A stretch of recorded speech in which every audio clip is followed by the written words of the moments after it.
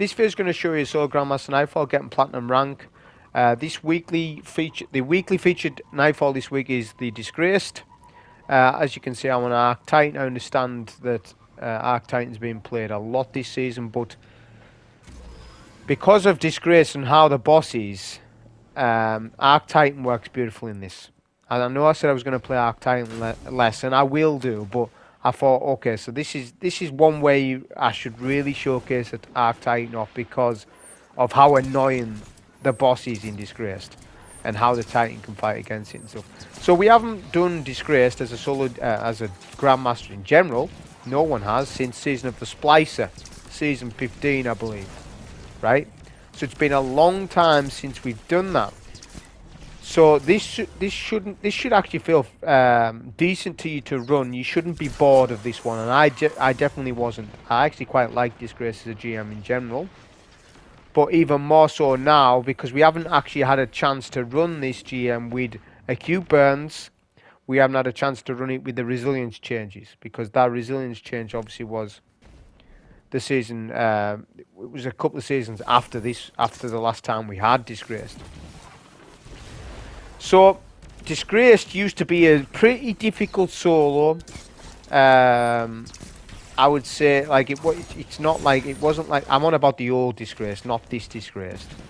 Right before all the changes, I would say it was a good 8 out of 10 difficulty because the boss could really melt you. Now, with the resilience changes and the acute burns, this is an easy 7. I know I'm getting melted here by a Marauder, but he didn't realise he was behind me. But on a Titan, a 6. You know, obviously if you play on a Hunter and a Warlock, then the difficulty of this entire GM goes up because you're on a different class and don't have the same sort of ability spam that Titan does with Arc. I mean, you do have ability spam with like Voidwalker and stuff. Like Voidwalker will do well in here. Hunter Stasis Revenant does well. Probably Gavin Storm will do well, stuff like that. Tether does well. Hunter's got a lot of stuff. But yeah, the Titan's just so good because of how the boss fight works and stuff. So the major change I saw is, if you notice, when I come into this, when I first come here, there's double barriers, right, to take. We know this. Originally, they used to be a pain to take because the double barriers, one would push, one would stay back. Now, I know that for sure because I spent a lot of time on Disgraced in Season of the Splicer, right? So I sort of know exactly how the mechanics work because I died to said mechanic. When you die into stuff in the past, you tend to remember that stuff. So they've done a change. Barriers now push you, yeah, in that first room down to where the stairs are, which is ideal because then the game's actually giving you champs for free, really. Right, it means you don't have to confront all the ads. Some of the ads you will, some of the ads will push with the barrier, but only a couple, so it makes it easier. As far as weapon loadout, as you see, we're using Wish End of the Bow, exotic primary, and then a solar pulse rifle for solar shields, and then a arc heavy linear. We're using Pitchglass as our choice. If you want to use the Storm Chaser, you can. Really up to you, but I would highly recommend, like I say, a linear probably. A rocket would do well. Hothead wouldn't do so bad in here either, to be honest, because you don't need a lot of ammo. So rockets could actually be a better choice over linear in a sense, because you'll find I'm not using that much heavy. I do use a bit of heavy, but the build obviously overtakes a lot of stuff. So the pulse rifle as well has turnabout on it. So when you break a solar shield, you get an overshield, which was perfect for this one.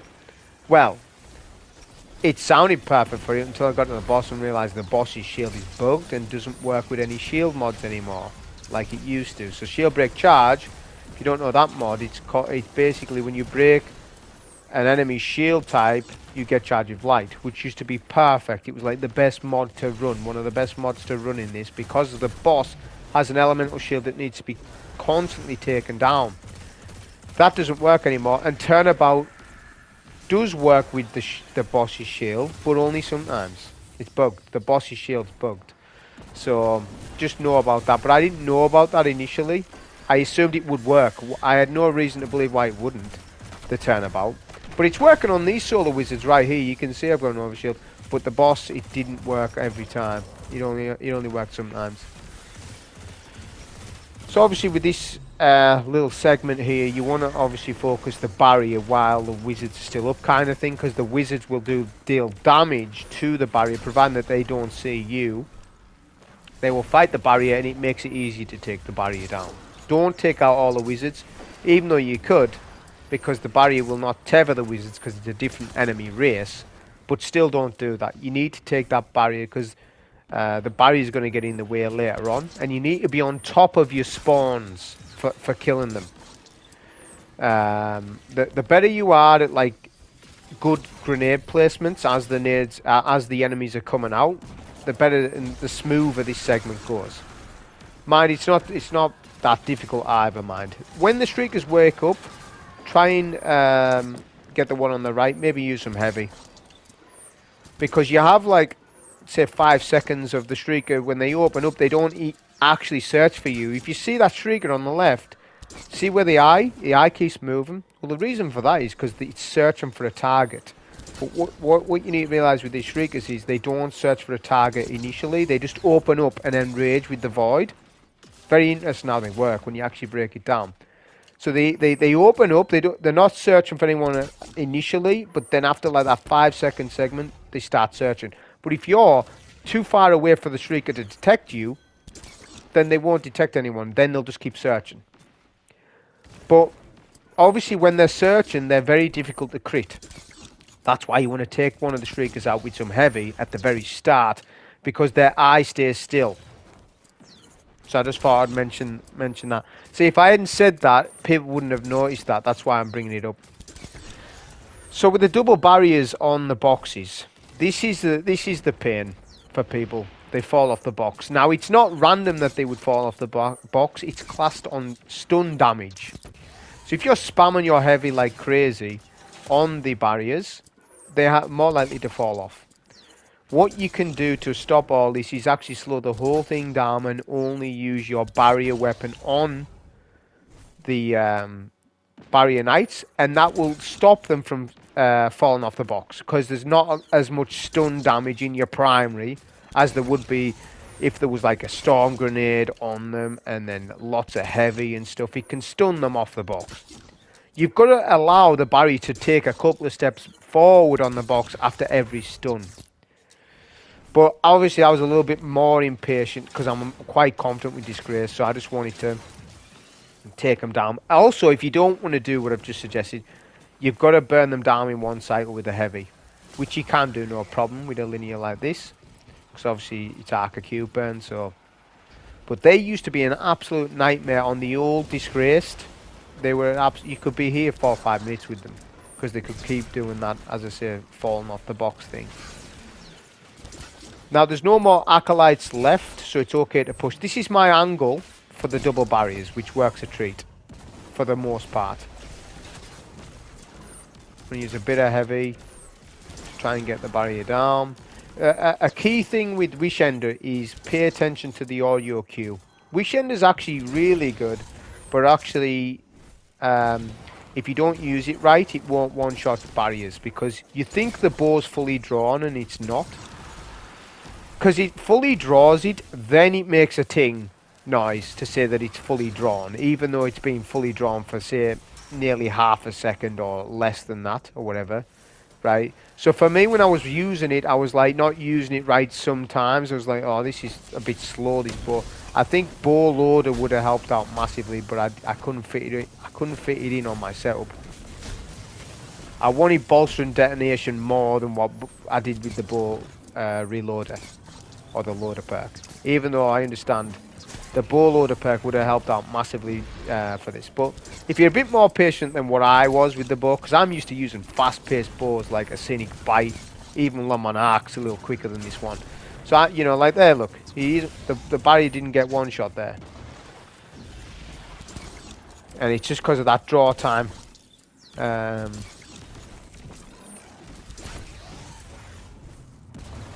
key thing as well is being having your bow charged, ready for that shield break. Not to start charging as the shield comes up. you need to have your bow charged beforehand. So your timing on your bow shots need to be better if you're just going to use like bow grenade. But as I say, you can take them down quick enough. That's the first segment done anyways. To my understanding, there's no champs that you can skip, but I haven't tested this either. If you didn't know, a lot of GMs, a lot of Nightfalls, you can skip a couple of champions and still get platinum. Like Lightblade was a classic example. You are allowed to skip any 2 champs you want. So think of it as 2 tokens, 2-3 champions that you can skip, any of them. Like, you can choose it, what I'm telling you. A lot of people think on Lightblade, you just skip the 2 initial ones and it works. Well, yes, but you can also skip the 2 champs at the very end. There's a lot of GMs like this. But on this one, as I said, I'm not sure if you can skip any. Like, the 2 barriers I've just dealt with, be handy if you could skip them, but I'm not sure if you can or not. But they're not too difficult to take out neither. So with this segment, make sure that you do some spawn killing on the enemies as they're coming in. Spam your storm grenade as much as possible. Prioritize it on the ads, not the boss. Forget about the boss at the minute. Your goal is to take out all the Thrall and all the Cursed.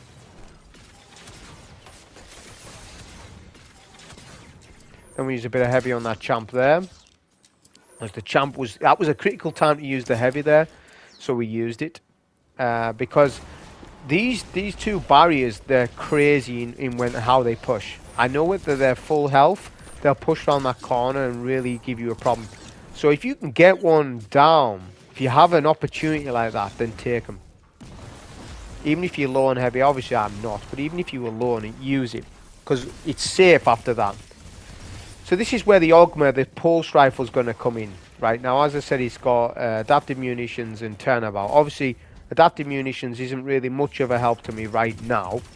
Because I don't really need it, because I've got storm grenade for the arc shields.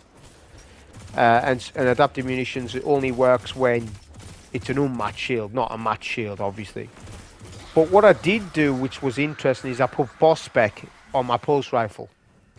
Notice how many times I've used it. Barely any, right? So this weapon, this energy weapon, is just for break and shield on the boss. That's it. That is its role, and stun and champs, I guess, because there's a couple of unstoppables. I didn't really need it for that. It was more for, as I said, because it's got that good fire rate. I tried Battler. Battler was terrible. I couldn't believe how bad it was. Even my crafted Battler as well, mind, with all the enhanced perks and stuff. It didn't matter because it was a really odd. It's a really odd loadout using an exotic primary with then like a pulse rifle, because then you've got 2 weapons that are doing a very similar thing. But the exotic primary will always be out any legendary because of the 40% damage bonus that exotic primaries do. So it's like an awkward loadout. So literally, the only role of this pulse is for shield, and it's very good at that. Because of its fire rate, boss spec to help me take down the shield quicker. And I've got high energy fire, which will also assist taking down the shield quicker. Which I wouldn't have got if I was using firepower.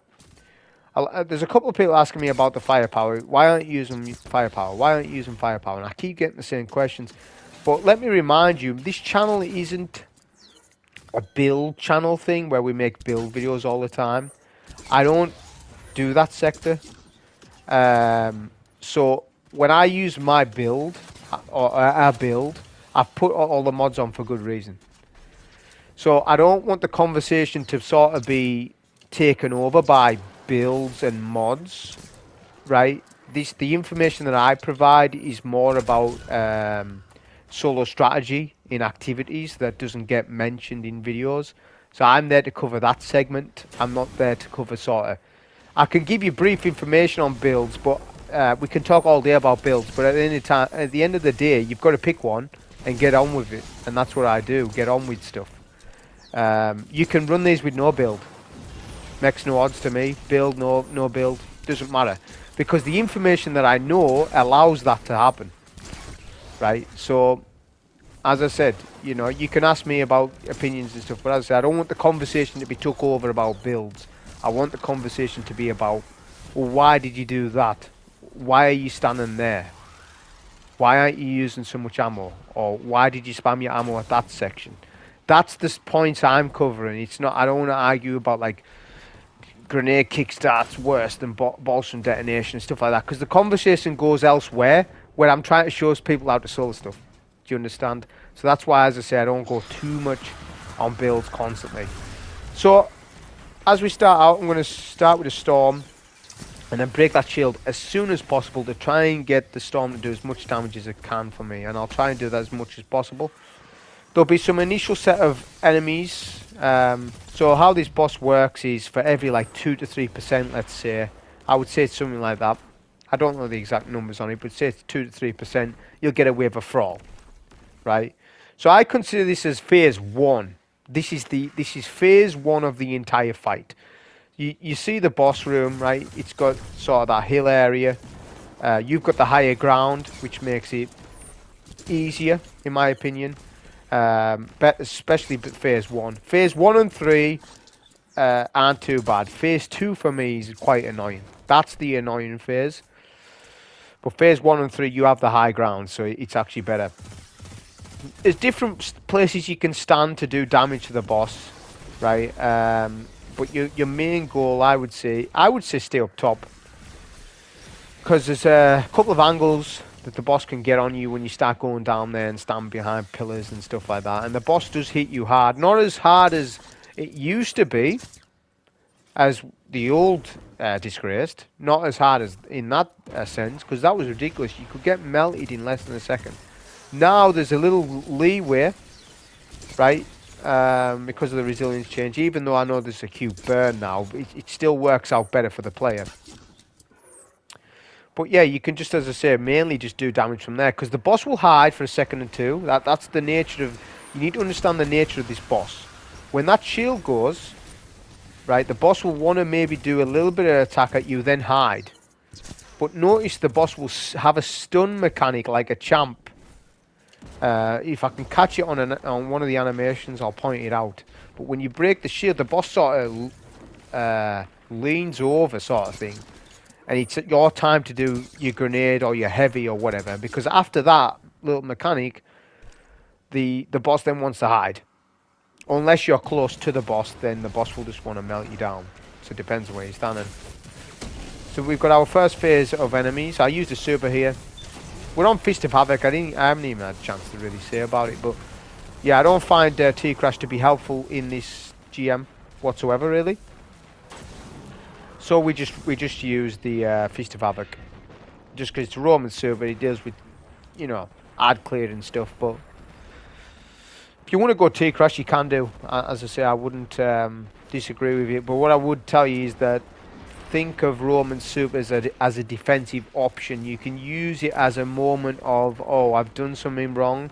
I pop my super, and your super can save you, because everyone bangs on about the resilience. Yeah, T10 resilience. Oh, it's so much percentage. Well, yeah, that stacks with super resilience as well.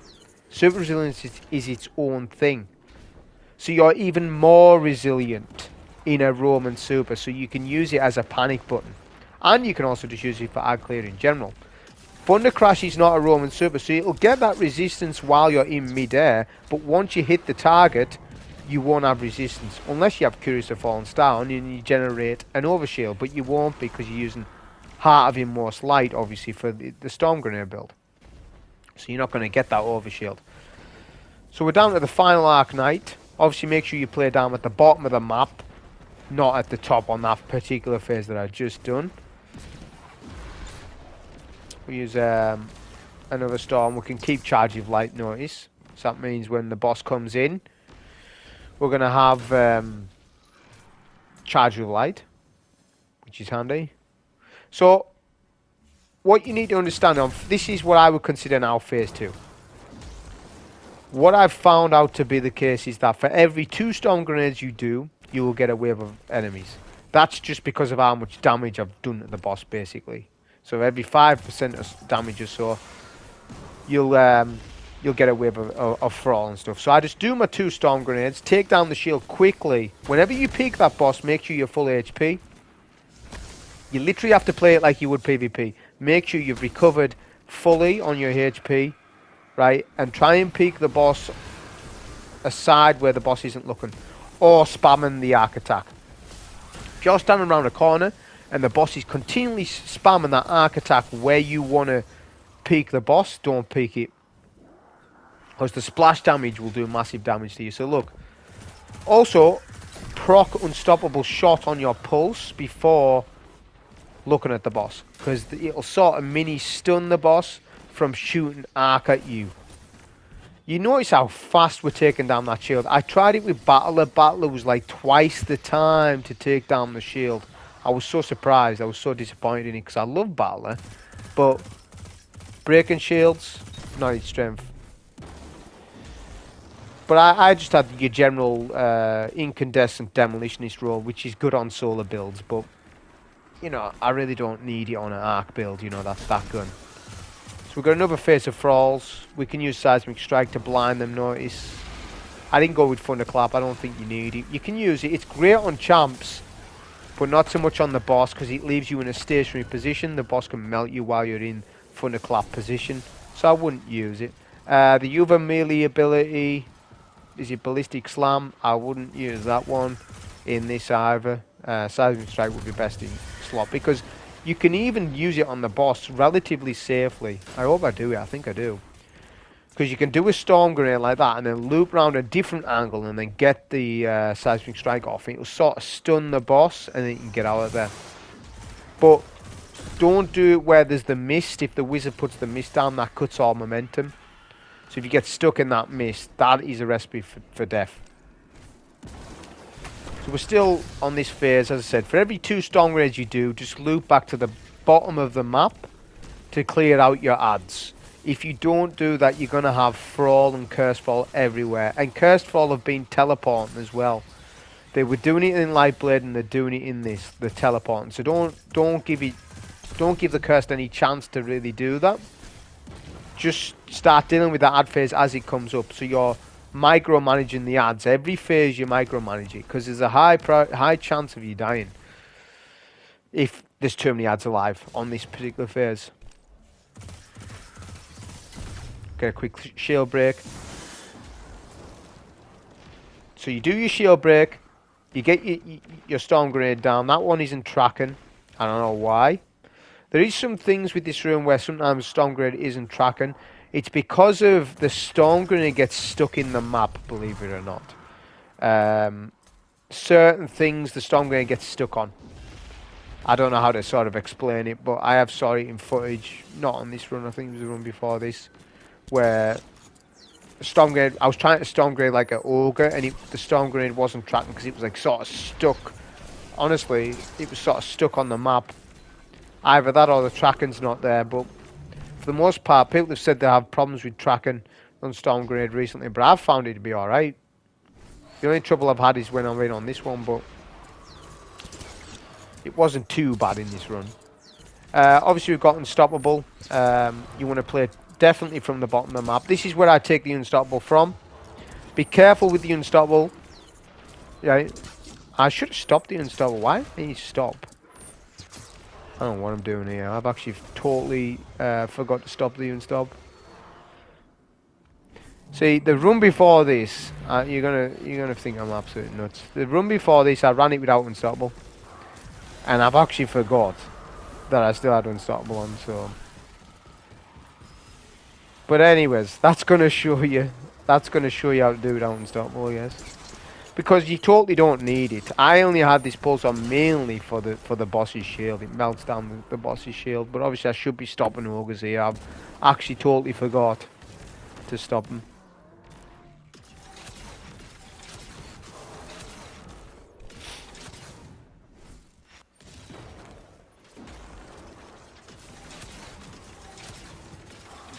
That's massive damage though. Even though I haven't even stopped them, the lineage doing massive damage because we're charging light as well. Yeah, so make sure you stop your unstoppables. That's actually really basic schoolboy error. I totally forgot. Because the run before this I was doing it without unstop. That's what's happened.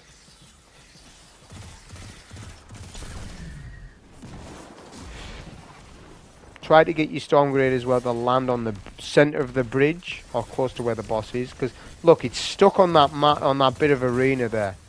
Obviously, I didn't do the nade properly, but it should have looped round to where the boss is, and it didn't. It just got stuck.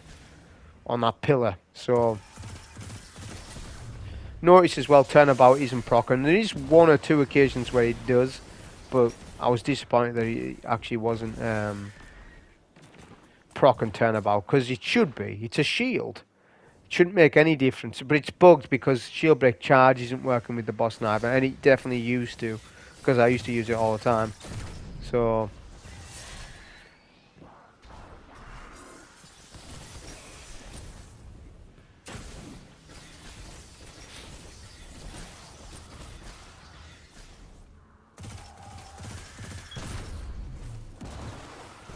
it's just rinse and repeat, really. Those are the angles to take from the stairs and that little box. That's the only areas I do. I don't fight from below the boss.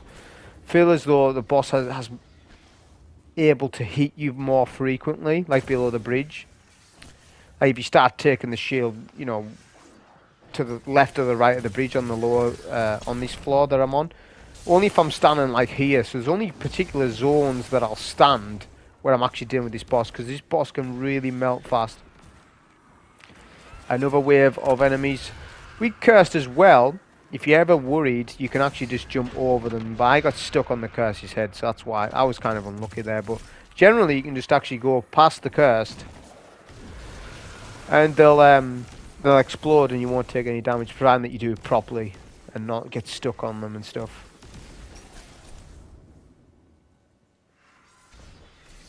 Obviously, double arc resist is the play. Well, I went arc resist in a seasonal mod, I think. That's why I went the solar arc and the arc.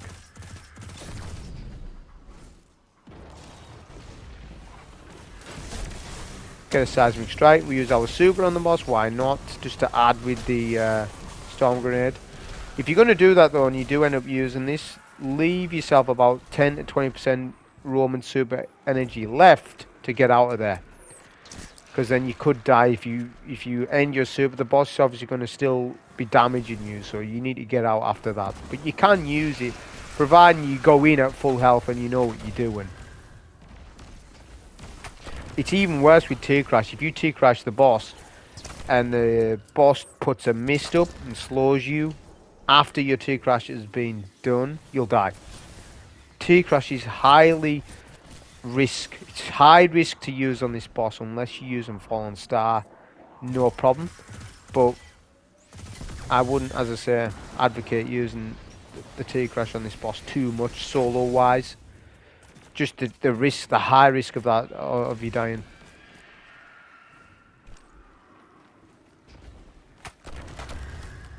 So like that, as I say, you can actually just jump over their heads. I'm trying to keep charge of light as well, because if I start killing them all with my weapons, then I'll lose my stack. So I didn't really want to lose it too much.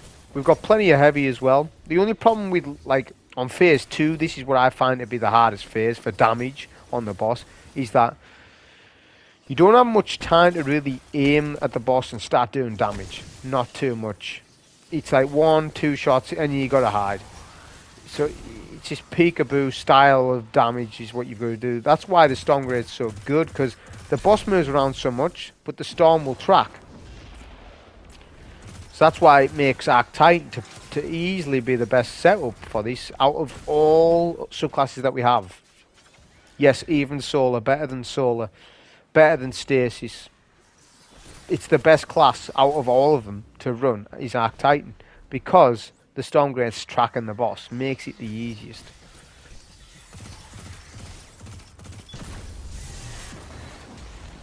So the boss is close to a third. Once the boss gets just below a third, the boss will then teleport to, at the lower end of the map where I am now. And then that'll be obviously phase 3. And there'll be a huge amount of enemies at that point. But as long as you know how to control the enemies and what enemies are coming and stuff. Like on phase 3, there's 2 phases within phase 3, right? But you just need to prepare yourself for it, really. But we're going to fight from the bridge area, because the bridge area allows a lot of cover away from the boss's attack. Bosses went in the middle. We're going to try to get some linear damage in. We're getting hit a little bit back there, so I backed up. But for the most part, you won't get hit too much like that.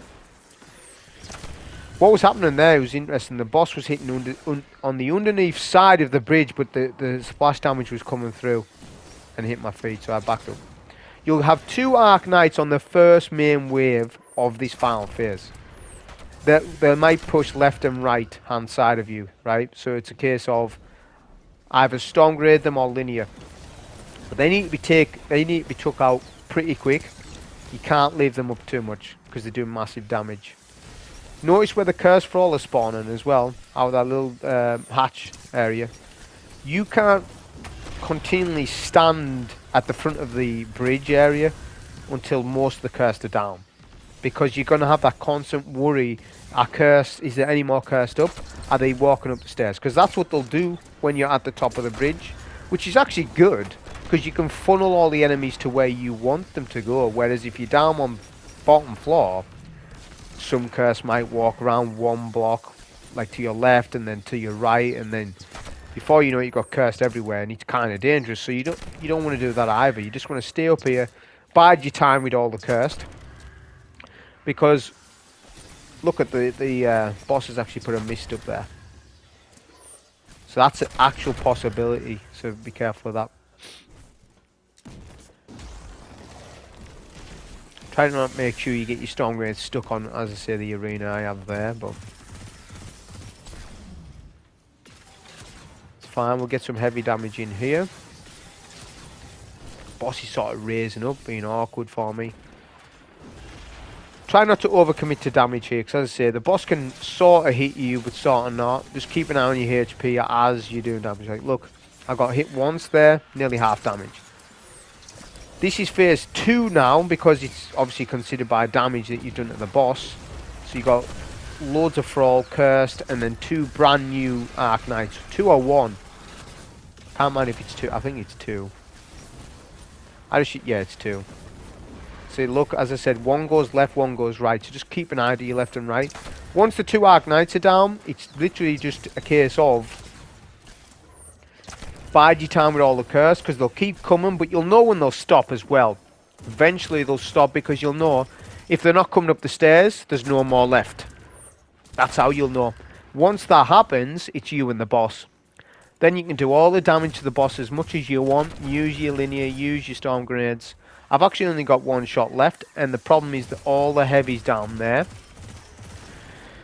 So I end up going for some heavy, but there's some heavy to my left in the hatch area where the knight spawns, which I actually remembered. So there's a brick here, 6 shots, which is plenty for what I want. This is now a done deal at this point. So as you can see, 35 minute run, as opposed to generally Disgraced was an hour run for people, even longer, like the old Disgraced. So you can see the difference between what GMs were and what they are now. Which they're good, better farmed, better to be farming them, but challenge wise not as much as what they used to be. But anyways, that was the solo GM for Disgraced. I hope you enjoyed. Thank you.